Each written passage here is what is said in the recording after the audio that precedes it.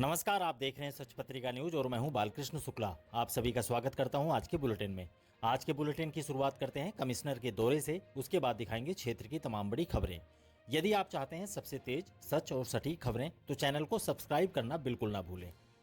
कोटपुतली शहर में लंबे समय से उपेक्षित पड़ी सफाई, स्ट्रीट लाइट और जल भराव की समस्याओं पर अब नगर परिषद कमिश्नर धर्मपाल जाट ने मोर्चा संभाल लिया है। कार्य मुक्ति के बाद कोर्ट से स्थगन आदेश के तहत दोबारा कार्यभार संभालते ही कमिश्नर पूरी तरह एक्शन में नजर आ रहे हैं। जिला कलेक्टर प्रियंका गोस्वामी द्वारा हाल ही में शहर का निरीक्षण कर सफाई और रोशनी व्यवस्था सुधारने के निर्देश दिए जाने के बाद नगर परिषद ने अभियानात्मक स्तर पर कार्य शुरू कर दिया है। पिछले 4 दिनों से शहर के विभिन्न इलाकों में नालों की सफाई, कचरा निस्तारण, खराब पड़ी स्ट्रीट लाइटों की मरम्मत और जल निकासी जैसी व्यवस्थाएं सुधारी जा रही हैं।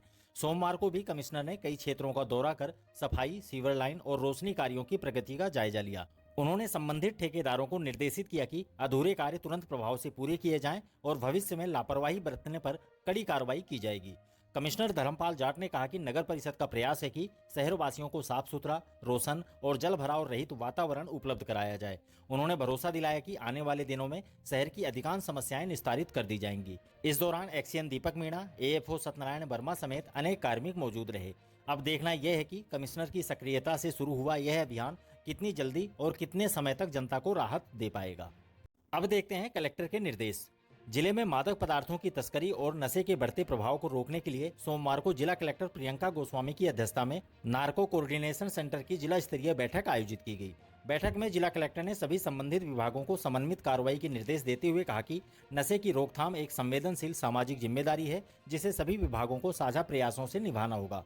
कलेक्टर ने सीमावर्ती क्षेत्रों में नशे की तस्करी को रोकने के लिए सख्त निगरानी और प्रभावी कार्रवाइयों पर जोर दिया। उन्होंने चिकित्सा, समाज कल्याण और पुलिस विभाग को नशा मुक्ति केंद्रों की नियमित मॉनिटरिंग करने के निर्देश दिए और शिक्षा विभाग को स्कूलों में विद्यार्थियों को नशे के दुष्परिणामों के प्रति जागरूक करने की योजना तैयार करने को कहा। कलेक्टर ने मेडिकल स्टोर्स की विशेष जांच का आदेश देते हुए बिना पर्ची दवा बिक्री, वैध दवाओं का भंडारण और सीसीटीवी निगरानी की स्थिति की समीक्षा के निर्देश दिए। उन्होंने स्पष्ट किया कि अनियमितता पाए जाने पर मेडिकल स्टोर्स के लाइसेंस निरस्त किए जाएंगे और संबंधित ड्रग इंस्पेक्टर द्वारा सख्त कार्रवाई सुनिश्चित की जाएगी। एएसपी वैभव शर्मा ने बैठक में अब तक हुई कार्रवाइयों की जानकारी दी और कहा कि सभी एजेंसियों को तस्करी रोकने के लिए सीमा क्षेत्रों में तालमेल से कार्य करना होगा। इस दौरान एडीएम ओम प्रकाश सहारण, आबकारी, आयकर, शिक्षा, समाज कल्याण और पुलिस महकमे के अधिकारी मौजूद रहे। अगली खबर बहरोड़ के एक गंभीर मामले की। बहरोड़ तहसील के ग्राम ढिंढोर में स्थित कथित सरकारी चारागाह भूमि को लेकर विवाद गर्मा गया है। ग्रामीणों ने सोमवार को जिला कलेक्टर प्रियंका गोस्वामी को ज्ञापन सौंपते हुए बहरोड़ एसडीएम पर मनमानी का आरोप लगाया और भूमि पर कब्जा दिलाने की साजिश का विरोध किया।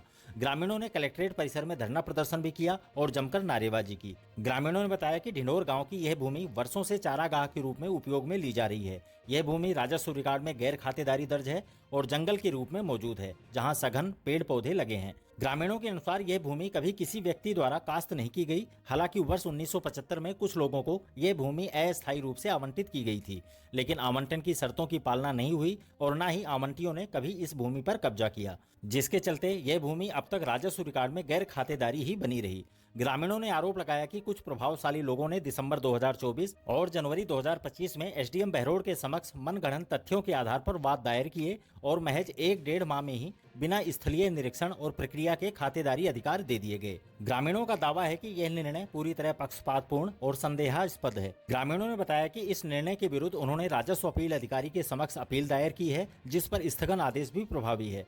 इसके बावजूद कुछ भूमाफिया जबरन भूमि पर कब्जे करने की कोशिश कर रहे हैं। ग्रामीणों ने प्रशासन से मांग की है कि इस भूमि को राजकीय चारागाह घोषित करते हुए सुरक्षा मुहैया करवाई जाए, ताकि कोई अनहोनी या हिंसा न हो सके। अगली खबर बानसूर के रामपुर कस्बे से। बानसूर के रामपुर कस्बे में रघुवीर दास त्यागी महाराज के सानिध्य में चल रहे श्री राम महायज्ञ और संगीत में श्रीमद् भागवत कथा का 5वां दिन संपन्न हुआ। कार्यक्रम आगामी 4 जुलाई तक आयोजित किया जाएगा। भागवत कथा के 5वें दिन श्री कृष्ण जन्मोत्सव मनाया गया। कथा पांडाल को गुब्बारे और फूल मालाओं से सजाया गया था। श्रद्धालुओं ने नंद के आनंद भयो, जय कन्हैया लाल की जैसे भजनों पर नृत्य किया। कथावाचक आचार्य चंद्रकांत दाधीच महाराज ने श्री कृष्ण की बाल लीलाओं का वर्णन किया। उन्होंने धर्म, अर्थ, काम और मोक्ष की महत्ता पर प्रकाश डाला। उन्होंने बताया कि जब कंस ने सभी मर्यादाएं तोड़ दी तब प्रभु श्री कृष्ण का जन्म हुआ। कथा में वासुदेव, यशोदा और श्री कृष्ण के बाल रूपों की झांकी प्रस्तुत की गई। कथावाचक ने माता पिता और गुरु के आशीर्वाद का महत्व समझाया और बच्चों को धार्मिक कार्यक्रमों में लाने की सलाह दी। आपको बता दें कि महायज्ञ में रोजाना 35 जोड़े 2100 से अधिक आहुतियां दे रहे हैं। वहीं कार्यक्रम में रोजाना 10,000 से अधिक श्रद्धालु शामिल हो रहे हैं। प्रतिदिन देसी घी का भंडारा भी किया जा रहा है। महायज्ञ का समापन 4 जुलाई को पूर्णाहुति के साथ होगा। अब देखते हैं कलेक्टर की समीक्षा बैठक। जिला कलेक्टर प्रियंका गोस्वामी की अध्यक्षता में सोमवार को कलेक्ट्रेट सभागार में समीक्षा बैठक आयोजित हुई, जिसमें विकास कार्यों, जन कल्याणकारी योजनाओं और बजट घोषणाओं की प्रगति पर चर्चा हुई। कलेक्टर ने अधिकारियों को निर्देश दिए कि संपर्क पोर्टल और जन सुनवाई से जुड़ी शिकायतों का गुणवत्तापूर्ण और समयबद्ध निस्तारण करें। उन्होंने कहा कि लंबित मामलों पर विशेष ध्यान दें और औपचारिक नहीं बल्कि संतोषजनक समाधान सुनिश्चित किया जाए। बैठक में हरियालो राजस्थान के तहत पौधारोपण अभियान की तैयारियों की समीक्षा करते हुए उन्होंने वन विभाग और पंचायती राज अधिकारियों को गड्ढों की खुदाई, पौधों की उपलब्धता और निगरानी सुनिश्चित करने को कहा। खाद्य एवं नागरिक आपूर्ति विभाग को केवाईसी और गिव अप अभियान पर तेजी से कार्य करने के निर्देश दिए गए। मानसून को ध्यान में रखते हुए विद्युत, जलापूर्ति और जल भराव से संबंधित तैयारियां सुनिश्चित करने के लिए नगर परिषद और संबंधित विभागों को अलर्ट रहने को कहा गया। जिला कलेक्टर ने 2 टूक कहा कि राजकीय कार्यों में लापरवाही बर्दाश्त नहीं की जाएगी और कोताही बरतने पर कार्रवाई तय है। बैठक में एडीएम ओम प्रकाश सहारण, एएसपी वैभव शर्मा, एसीओ महेंद्र सैनी, नगर परिषद आयुक्त धर्मपाल जाट समेत विभिन्न विभागों के अधिकारी मौजूद रहे। अगली खबर बहरोड में हुए रक्तदान शिविर की। बहरोड के पुराना बस स्टैंड स्थित महावर भवन में सोमवार को अंतर्राष्ट्रीय वैश्य सम्मेलन का 20वां स्थापना दिवस धूमधाम से मनाया गया। इस दौरान रक्तदान शिविर का आयोजन किया गया। शिविर सुबह 9:30 बजे से शाम 5 बजे तक चला। शिविर में राठ ब्लड बैंक की टीम ने रक्त संग्रहित किया, जिसमें कुल 190 यूनिट रक्तदान हुआ। अंतर्राष्ट्रीय वैश्य महासम्मेलन के जिलाध्यक्ष कृष्ण कुमार अग्रवाल ने बताया कि कोटपुतली बहरोड जिले के सभी वैश्य महासम्मेलन के पदाधिकारी इस आयोजन में शामिल हुए।